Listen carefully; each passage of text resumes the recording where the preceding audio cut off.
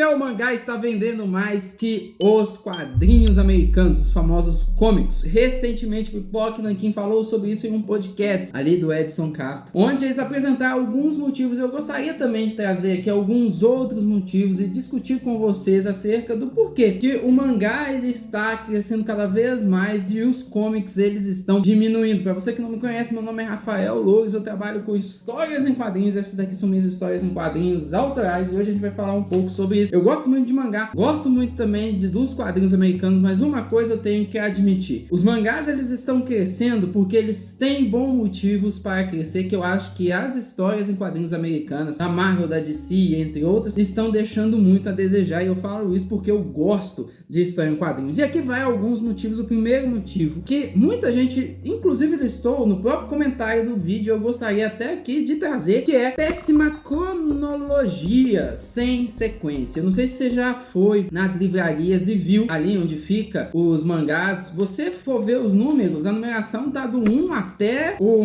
último mangá que saiu, né? Do 1 ao 30, do 1 ao 50, do 1 ao 100. Mas se você for pegar uma revistinha americana, no caso eu não tô com uma revistinha americana aqui, só tô com a minha, você não vai ter essa mesma cronologia. Você não tem, por exemplo, a número 1, que você pode acompanhar a história desde o início. Você tem um monte de reboots, um monte de edições que são zeradas. Então, se você vai procurar a história muitas das vezes ela tá numa numeração que foi em uma outra saga, ou em um outro momento, ou em um outro arco. Tudo isso fica muito difícil da pessoa ali ela acompanhar a história, porque não tem a cronologia, e isso faz com que as pessoas deem ali uma certa desistência, diferente do mangá, que já tá tudo ali. Eu preciso do mangá número 1 do Naruto, você vai lá e compra. Eu preciso do mangá número 20 e tantos do My Hero Academy, tá lá também. Eu preciso do mangá número 13 do One Punch Man, tá lá também. E isso facilita com que as pessoas elas comprem e elas colecionem, diferentemente ali da questão dos quadrinhos americanos. O segundo motivo, que isso também foi uma pessoa que apresentou no vídeo, é que tudo volta a ser como era no início. O que isso significa? Os personagens eles não evoluem, diferentemente dos animes e dos mangás, como por um exemplo, o Naruto ele sonha em ser o Hokage, e aí a gente vê a saga dele até conseguir ser o Hokage. O Luffy sonha ser o rei dos piratas, e aí o pessoal até hoje tá vendo a saga do Luffy em busca de ser o rei dos piratas, né? O jovem Midoriya sonha em ser o herói número 1 do mundo, né? Aí a gente tem um final controverso, mas enfim, aí o povo também tá assistindo ali. Os quadrinhos americanos, por sua diferença, eles não tem muito essa questão de onde quer chegar. E quando o personagem chega a algum lugar, eles fazem todo aquele reboot pra voltar a ser como era antes. Um exemplo, quando o Homem-Aranha casou, eles fizeram, por exemplo, o Homem-Aranha revelou a sua identidade pra todo mundo, o Homem-Aranha casou e eles fizeram o Homem-Aranha fazer um pacto com o Mephisto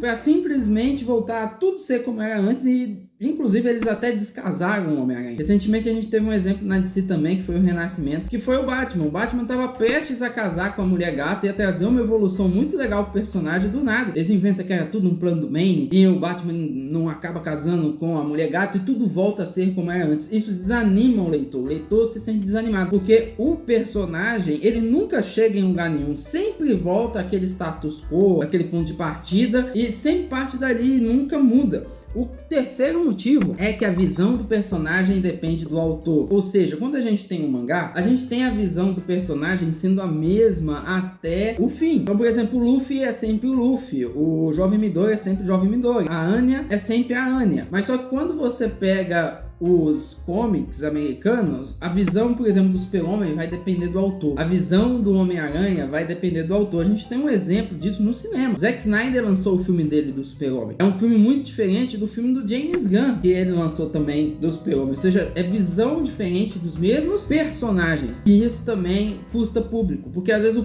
público ele acaba gostando do personagem com aquela visão, aí vem um outro autor e traz o personagem com uma visão completamente diferente. Isso às vezes desanima. Eu falo isso porque eu leio quadrinhos também e eu acho que isso desanima bastante. O quarto motivo que a gente coloca é justamente a questão que eu acho que tem incomodado muito a galera, que é a questão de política. Infelizmente hoje os quadrinhos americanos eles estão pensando muito mais em passar uma mensagem política do que necessariamente fazer uma história onde vai desenvolver o personagem do ponto A ao ponto B, ou então onde a gente vai ter uma apresentação maravilhosa maravilhosa de universo. Por falar em universo também, tem uma diferença muito grande do universo dos quadrinhos americanos pro mangá. No mangá você tem a história principal ali que você acompanha do universo. Nos quadrinhos americanos você tem o universo, mas parece que o universo não tem uma história ali até chegar a um ponto final. Geralmente tem algumas sagas ou outras, mas não tem geralmente esse tipo de histórias. Mas em contrapartida, voltando aqui o exemplo, os quadrinhos americanos eles estão muito mais preocupados em passar uma mensagem política. Isso tem saturado o público. E pior, eles querem passar uma mensagem política, mas ao mesmo tempo eles querem passar uma mensagem política ofendendo o público. Aí você pode virar e falar: Rafa,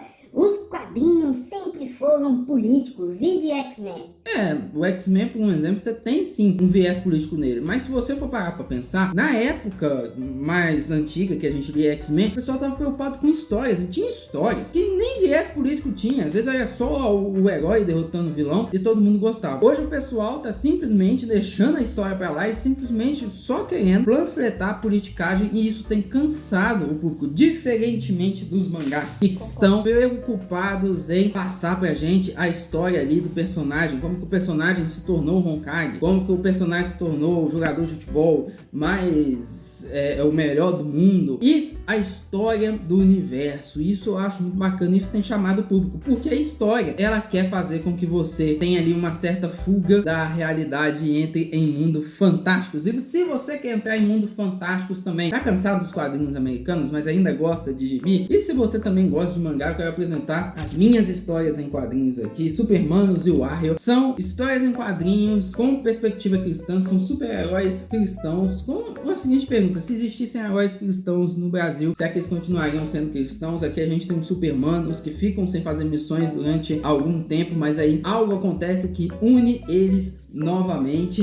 e a gente tem a Warrior que descobre que ela consegue abrir buracos de minhocas que conseguem voltar no tempo, e ela decide voltar para a época de Jesus. Muito interessante essa história em quadrinhos aqui. Não deixe de adquirir, o link tá na descrição ou fixado ali na bio, né, se você estiver vendo aí pela alguma outra rede social. E além disso também eu quero convidar você a seguir a gente. Se você tá vendo aí no TikTok, segue a gente, e se você tá vendo no YouTube, não deixa de deixar sua inscrição e também comenta o vídeo. O que você acha? Você concorda com as perspectivas e com aquilo que eu falei? Coloca aqui embaixo. Eu esqueci de alguma coisa que você aí está em mente também, do porquê que as pessoas estão gostando mais dos mangás do que dos quadrinhos? Comenta aqui embaixo e não deixa de se inscrever para a gente continuar a nossa conversa. E eu te vejo no próximo vídeo. É só clicar em um dos cards ou ir lá no nosso perfil e a gente continua a nossa conversa. Até a próxima, pessoal!